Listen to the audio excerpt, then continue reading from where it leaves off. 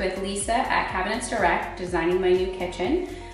She made the process very easy, and she helped bring my vision to life, which I was starting to get discouraged before I found Lisa, because many of the places that I went to prior to visiting Lisa kind of came up with their own ideas, and it wasn't what I had in mind. And Lisa listened to everything that I did, and she was able to come within our budget and make it more than I could have ever dreamed it would be. We went with our UltraCraft in our kitchen, and downstairs we put in a mini bar using the Decora cabinetry.